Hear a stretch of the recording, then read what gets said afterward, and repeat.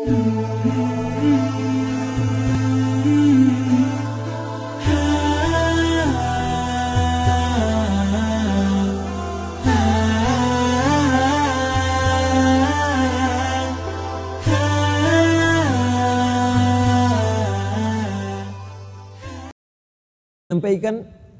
penuntut ilmu itu saat masuk majlis ilmu, apalagi ke masjid, sudah kelihatan beda. Dari masuk saja sudah i'tikaf niatnya. Jadi begitu melangkahkan kaki kanannya, mengatakan Allahumma ftah li abwaba rahmatik, saat bersamaan di hatinya dia niatkan untuk beriktikaf. Nawaitul i'tikaf lillahi ta'ala, ya Allah saya niatkan juga untuk i'tikaf.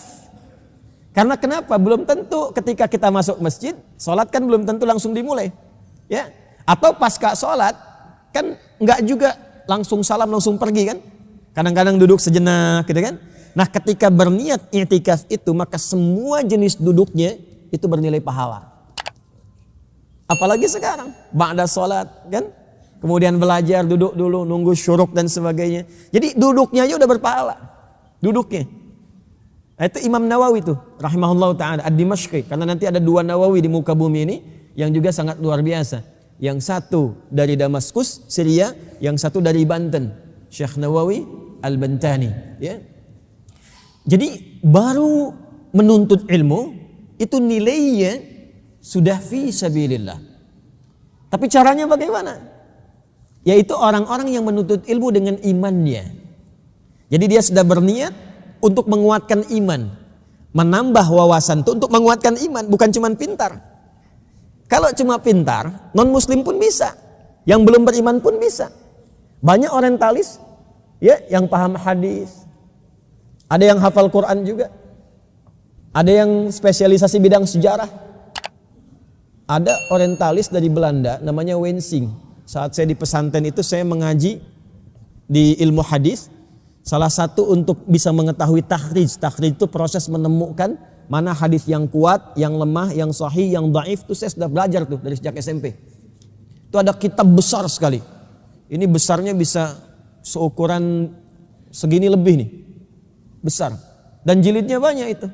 Banyak jilidnya. Itu yang ngarang orientalis asal Belanda namanya Wensing. Dapat penerjemah dari Mesir. Itu mengarang indeks hadis, pencarian hadis.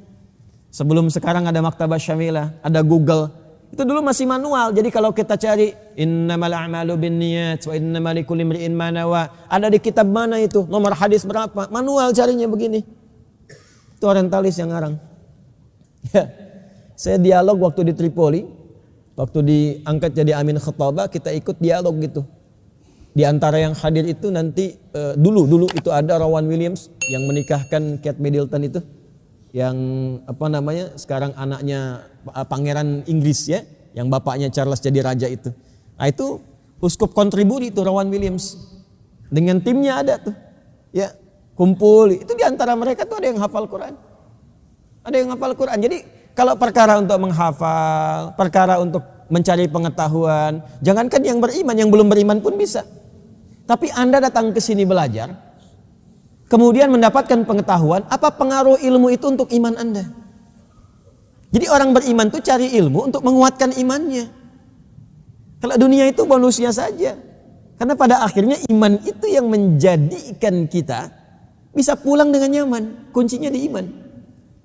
Itu intinya. Karena itulah ketika Allah mengangkat derajat penuntut ilmu, yang didahulukan imannya. Quran surah ke-58 tuh ayat 11. Al-Mujadalah ayat 11. Yarfa'illahu alladhina amanu minkum walladhina utul ilma darajat. Jadi ilmu itu setelah iman. Nah, jadi jangan sampai ada adik-adik juga mahasiswa nih yang belajar ya, ke kampus belajar pintar. Kalau cuma pintar, yang belum beriman pun bisa. Ilmu yang telah Anda pelajari itu bertahun-tahun, berapa yang sudah meningkatkan iman Anda kepada Allah? Berapa yang sudah mengenalkan Anda dengan Allah? Berapa yang sudah menguatkan Anda untuk menunaikan sholat tepat waktu? Ya, kalau cuma pintar, yang lain juga banyak. Jadi pulang dari sini, apa yang kita dapatkan mendorong kita untuk menjadi lebih baik. Kalau belajarnya seperti itu, maka berubah nanti majlisnya menjadi fi sabilillah. Dan setara dengan mujahid. Dan sifatnya apa? Memahami. Coba dicatat. Kalau tidak bisa direkam. Kalau dulu kan ada yang jarang bawa catatan tuh karena mencatatnya dalam otaknya itu. Ya, Al-Imam Al-Bukhari itu kalau datang itu jarang bawa catatan. Imam Syafi'i itu kalau ngaji ke gurunya nggak bawa buku. Sampai kadang-kadang ada beberapa temannya itu mencibir. Oh ini kayaknya udah pintar yang nggak bawa buku katanya kan. Tapi begitu dites itu catatan otaknya lebih lengkap dibandingkan catatan buku temennya. Bisa diulang dari awal sampai akhirnya. Al-Imam Syafi'i itu. Ya, Imam Al-Bukhari juga demikian. Diuji oleh para ulama di Irak. Undangan datang ke sana. Begitu nyampe sana disidang letter U begitu. Ya, beliau di tengah, 10 ulama Irak ahli hadis mengelilingi. Setiap satu orang ngasih 10 pertanyaan, 10 hadis diacak sanadnya dengan matannya. Ya, harusnya dari fulan urutan ke-11 dijadikan pertama, urutan ke-10 jadikan ke-9 diacak semua. Ya. Apakah benar ini hadis Nabi katanya? Saya pernah dengar ya ada hadis berkata begini, sanadnya diacak, matannya diacak. Apakah benar begini? Ditunggu dulu sama Syafi'i. Ada yang lainnya lagi katanya. Jadi satu orang 10, begitu selesai 10 kali 10 berapa? 100. Maka beliau urut kembali dari awal sampai akhir, sanad sampai matan. Tanpa ada a gitu. Awal sampai akhir. Ya, itulah kekuatan Imam Asy-Syafi'i, Imam Al-Bukhari. Nah, itu nanti sanadnya tersambung bukan hanya pada diri beliau, termasuk pada orang tuanya dan pada kakek ke atasnya. Ya, sama-sama single parent itu. Imam Syafi'i kan single parent itu ibundanya. Jadi ibu, kalau ibu pun rajin tuh berdoa, ya rajin bermohon pada Allah, rajin ikut ta'lim, itu barakahnya nanti sampai ke anaknya itu. Boleh jadi ke cucunya. Imam Syafi'i itu kan namanya Muhammad, bapaknya Idris. Kan pernah saya sampaikan Syafi'i itu kan kakek ke atas itu. Barakahnya ke bawahnya. Bapak juga kalau sekarang Anda belajar, kemudian dengan wasilah itu bermohon pada Allah kebaikan, mungkin Anda belum hafal Quran, tapi mungkin yang hafal bisa cucunya, bisa anaknya.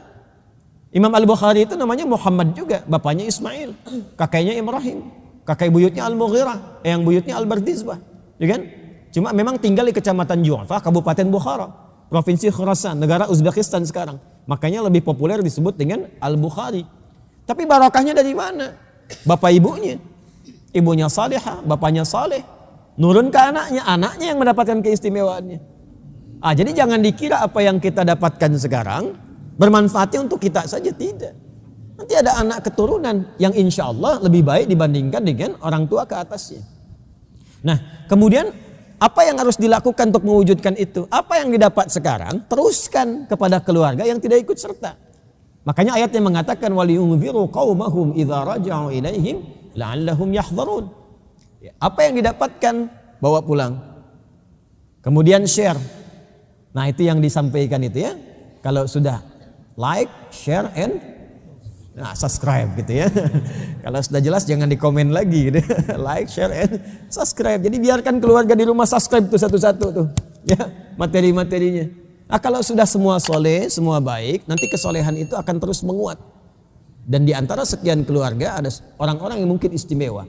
Kalau ada yang wafat dalam proses menuntut ilmu seperti itu, maka wafatnya setara dengan syahid.